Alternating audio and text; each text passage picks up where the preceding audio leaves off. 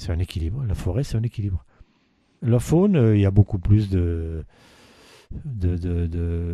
gibier traditionnel, hein, sanglier, cerf, chevreuil.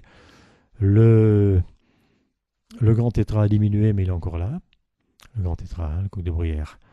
Le lynx a été bien présent, on ne le voit plus. Je ne sais pas comment, peut-être, ou peut-être un problème sanitaire, il a disparu. Et le loup est là. Euh, il est bien là. J'ai vu ses traces, mais je ne l'ai pas vu.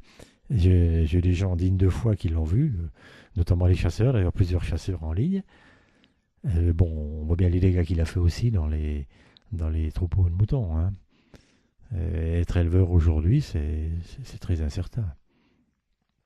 Et il n'y a qu'eux qui luttent contre la friche. C'est très inquiétant, ça. Et il est revenu en 2011. D'abord un aventurier, sans doute un jeune mâle qui s'était fait jeter par ses corrégionnaires, et qui était tout fou, qui a fait beaucoup de mal. Et puis sans doute il a dû trouver une compagne parce qu'il s'est calmé. Euh, les- la- L'écoute des sons à certains moments ont montré qu'il y avait des louveteaux, qu'il y avait eu des naissances. Et puis depuis, il est supportable. C'est un élément régulateur du grand gibier d'ailleurs. Hein, je disais qu'il y en avait trop. C'est un des éléments qui les régule. Et puis, il ponctionne encore un mouton de temps en temps, mais il en tue pas plus 10 d'un coup comme avant. C'est bizarre, hein. Peut-être qu'un jour ils vont avoir besoin de plus et qu'ils vont devenir des tueurs. Actuellement, alors que ce qu'on a vécu, c'est vécu dans la plaine des Vosges aujourd'hui, hein, où ils ont des dégâts pas possibles dans les troupeaux. C'est moi ça. Euh, mais le loup gagne.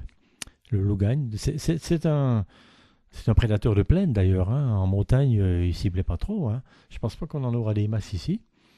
Il se trouve beaucoup mieux dans la plaine des Vosges, vers Darney, vers les mines de la Marne, la Haute-Marne.